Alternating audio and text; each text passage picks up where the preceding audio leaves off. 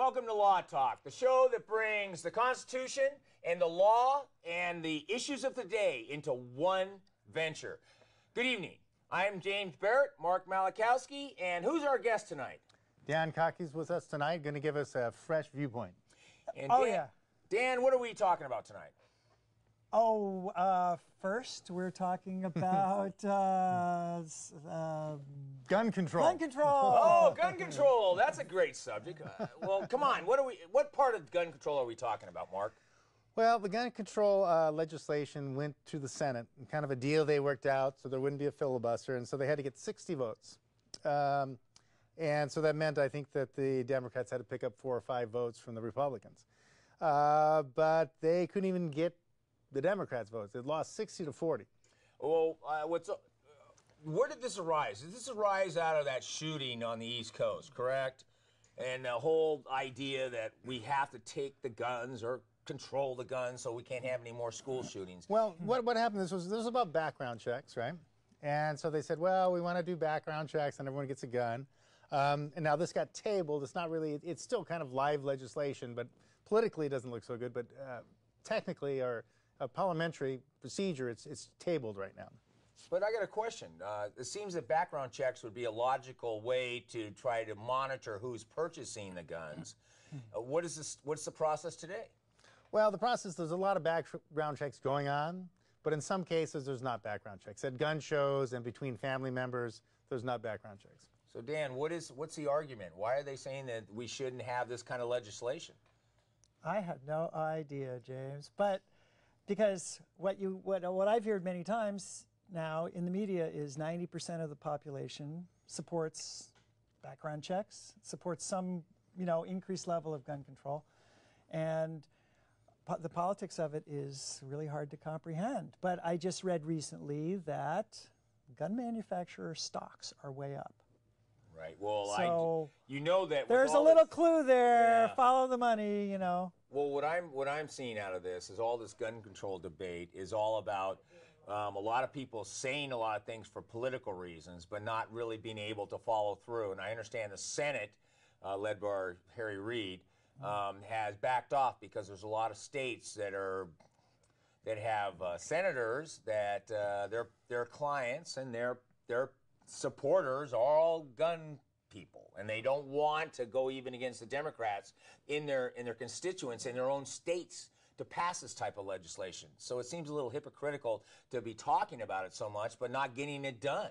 Well, the president said that it was a shameful day when they didn't pass this, and the president put a lot of lobbying effort into it. So if you remember Fast and Furious. Of course. Okay, and if you recollect in Fast and Furious, some whistleblowers from the ATF, Alcohol, Tobacco, and Firearms, came forward and said, well, this whole thing with the Fast and Furious was to sell guns to the Mexican cartels, American weapons, right? So they'd be used to slaughter Mexicans, basically genocide against the Mexican race, invasion of a sovereign country. And that would make such an outcry that we could ban weapons in the United States.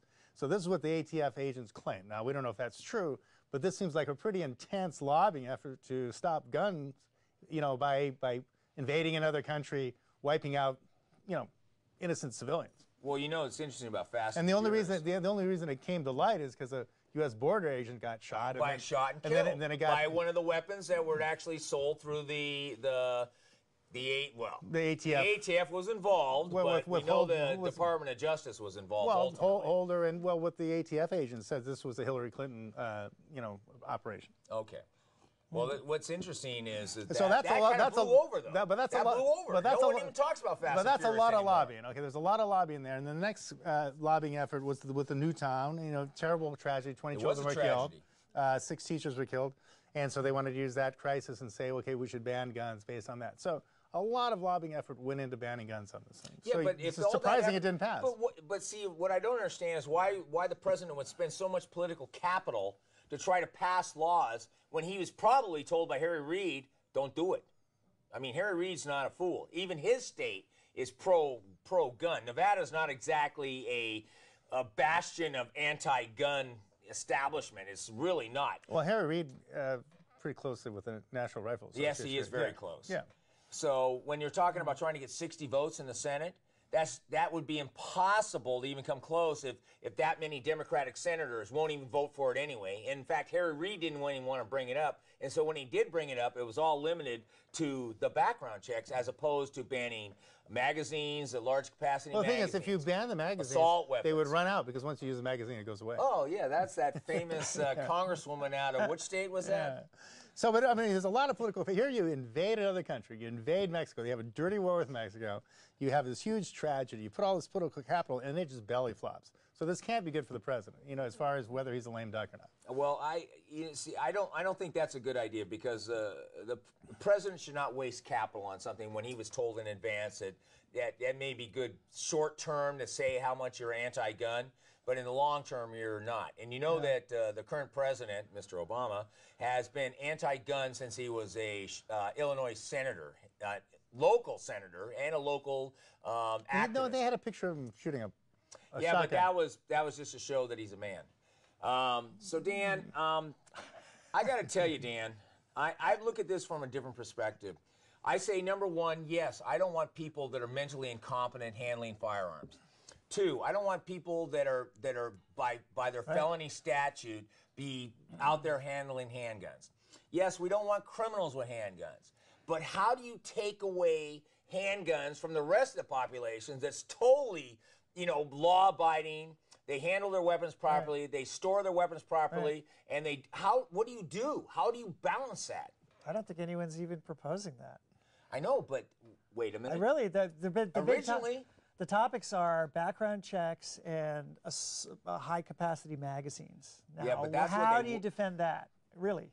I'm not saying that to defend that. What I was saying was that it started much broader than that. It started way broader than that, and they had to narrow it to that, and that still could not pass. Well, the argument against the background checks is that it will lead to registration, and what people are afraid of is that if the government knows where the guns are located, and you go, oh well, no one will ever talk about that. Oh, wait a minute, didn't that come up on the web where every single gun owner in a certain city was pinpointed on a map anyone could look at? So now that might have been good for the gun owners because then the thieves could go into the houses that didn't have any guns. Didn't have guns. On the other hand, it might be bad for the gun owners because if they're not home, they might break in and try to take their guns. Well, so, but obviously, just like if you have Obamacare, right? So anything you tell your doctor now is going to be public record. Of course. It's going to be 9 different agencies. It's going to be on a computer.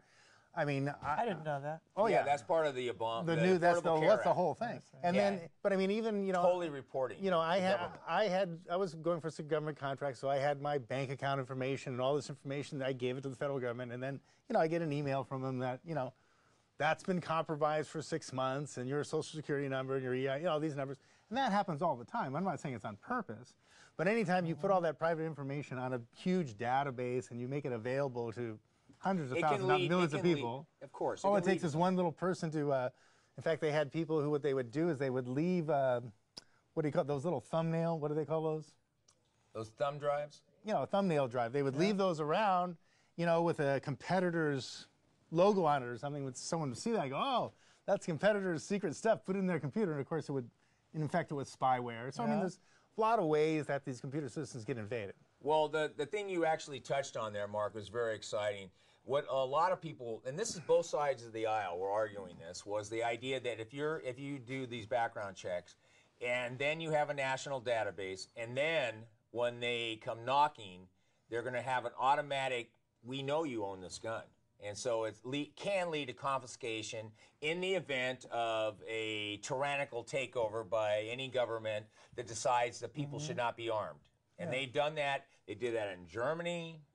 They did that in many countries as a prelude to that type of, in Venezuela they've done that. I mean, it's just, you look down the historical perspective on that, and you're looking at registration could lead, doesn't say it will lead, could lead to confiscation. Well, they say background checks could lead to registration. Now people say, well, there's a law that says background checks can't read, but there's so many laws that are just poo-pooed by this administration that, I mean, half the laws are just neglected. As lawyers, what we do is we have to balance the overbearing burdens of the law against the societal interest. Right. Well, we're going to balance something else here. I think we're going to move on to our next topic. Wait, we have to mention. Drones.